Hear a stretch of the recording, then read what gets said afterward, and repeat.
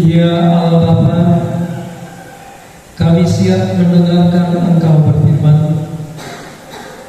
Jamaah seluruh keberadaan hidup kami, berikan pengertian, pemahaman yang benar. Roh Kudus tolong setiap kami, supaya di dalam pengertian pemahaman yang benar, oleh kekuatan dan pertolongan-Mu, kami boleh hidup benar di hadapan Allah Bapa.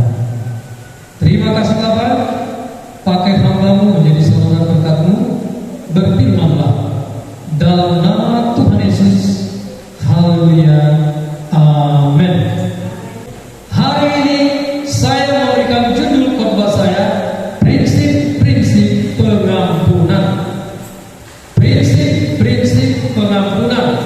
Kalau dikatakan prinsip, itu artinya asas kebenaran yang menjadi pokok dasar berpikir, bertindak, dan sebagainya. Prinsip itu artinya dasar, sesuatu yang menjadi fondasi kita berangkat untuk bertindak di dalam kehidupan ini. Nah, pengampunan, pembebasan dari tuntutan atau hukuman karena melakukan kesalahan atau kekeliruan. Pengampunan berarti memberi maaf. Ya, kalau di dalam bahasa yang lain, ya itu semacam membebaskan kita dari hutang. Dan pemahaman yang lain, pengampunan berarti tidak menyimpan lagi. Mengerti ya? Kalau masih menyimpan sesuatu di dalam diri kita tentang apa yang dilakukan orang, kekeliruan, kesalahan, itu artinya kita belum masuk di dalam pengampunan. Prinsip-prinsip pengampunan adalah kebenaran yang menjadi dasar pembebasan seseorang dari tuntutan atau hukuman. Kita melepaskan hak kita untuk menuntut, melepaskan hak kita untuk membalas, melakukan sesuatu seperti yang dilakukan orang lain, bahkan lebih daripada apa yang dilakukannya. Mari kita baca ayat 14-15, 1-2 ya. Karena jikalau kamu mengampuni kesalahan orang, Bapa yang di surga akan mengampuni kamu juga. Tetapi jikalau kamu tidak mengampuni orang, Bapa-Mu juga tidak akan mengampuni kesalahanmu.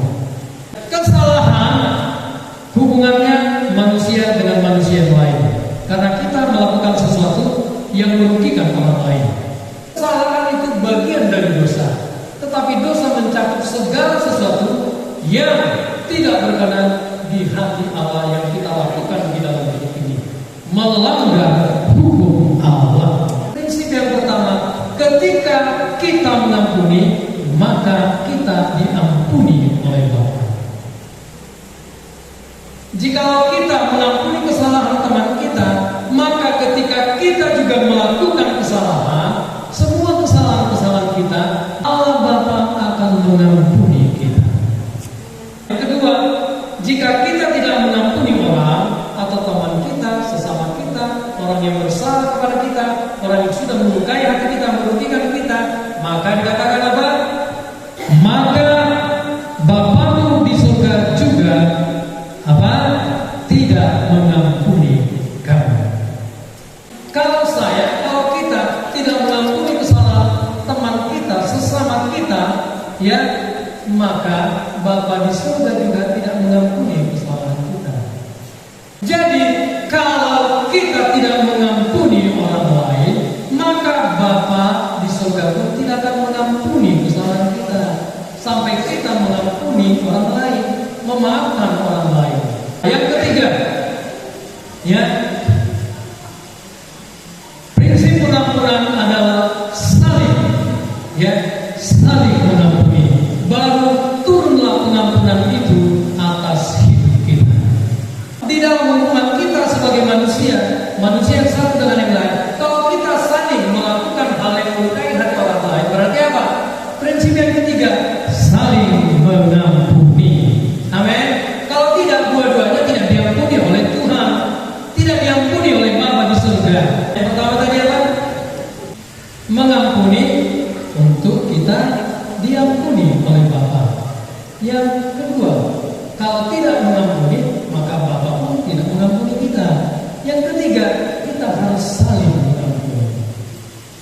Amin. Coba dulu cek di antara kita.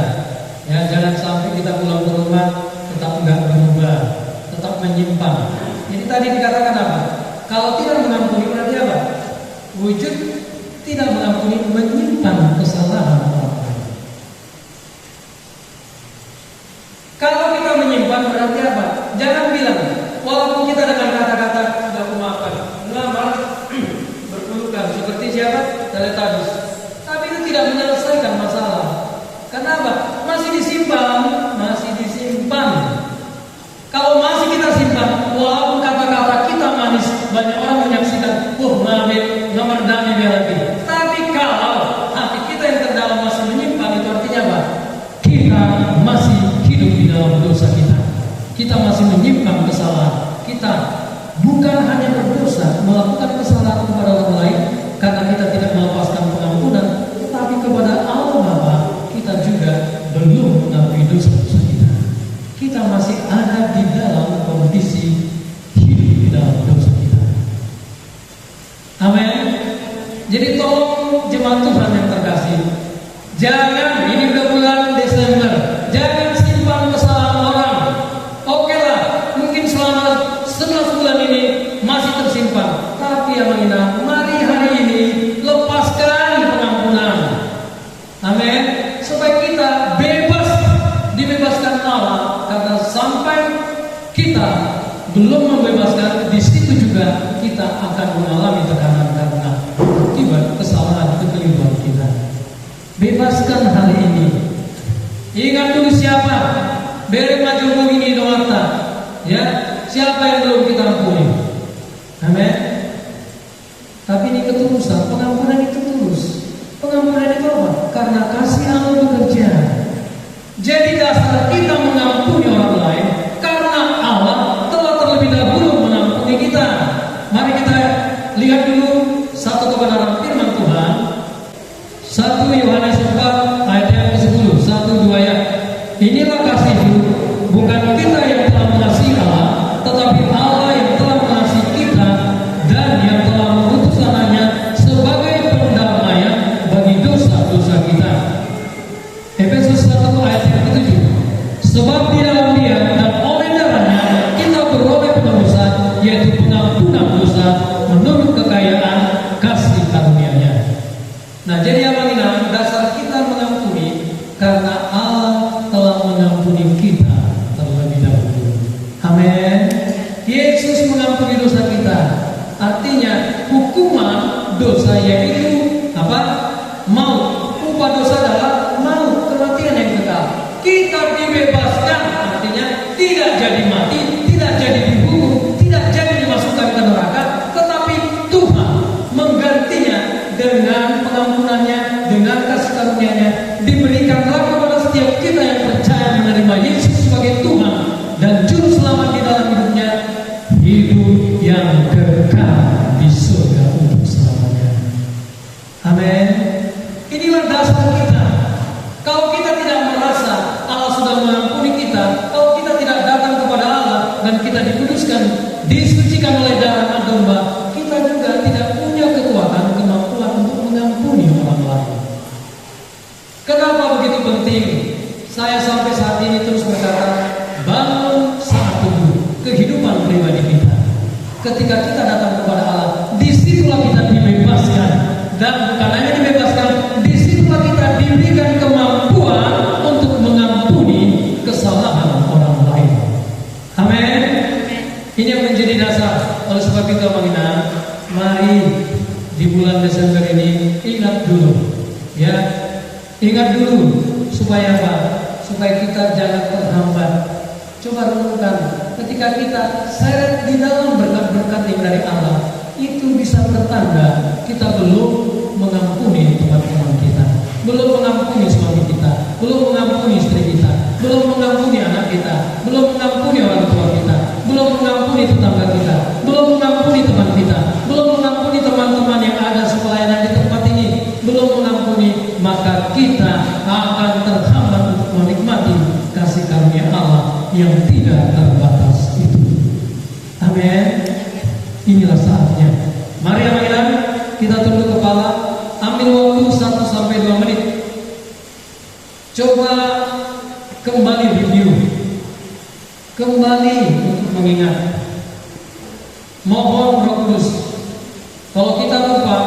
berarti kita tidak menyimpan lagi, bagus. Tapi kalau masih ada tersirat di dalam pikiran, di dalam benak kita, hati kita ini masih terganggu terhadap orang lain, atau mungkin teman kita yang ada di gereja ini, maka ini harus dibereskan hari ini. Dibereskan sekarang, jangan ditunggu-tunggu. Mungkin orangnya ada di gereja ini, tetapi mungkin orangnya di rumah, atau mungkin orangnya di rumahnya masing-masing, atau mungkin di tempat yang jauh. Walaupun tidak bertemu, katakan, Tuhan ampuni aku, berikan aku kekuatan supaya aku mengampuni orang lain. Dan hari ini aku melepaskan kuasa pengampunan, aku ampuni kesalahannya di dalam nama Tuhan Yesus. Ya Allah Bapa, hamba sudah selesai menyampaikan firman-Mu. Hati yang mengasihi, hati yang mengampuni, taruhkan dan biarlah itu menguasai hati kami, sehingga di dalamnya oleh kekuatan dan pertolongan Roh Kudus kami Engkau mampukan untuk mengasihi, untuk mengampuni satu dengan yang lain.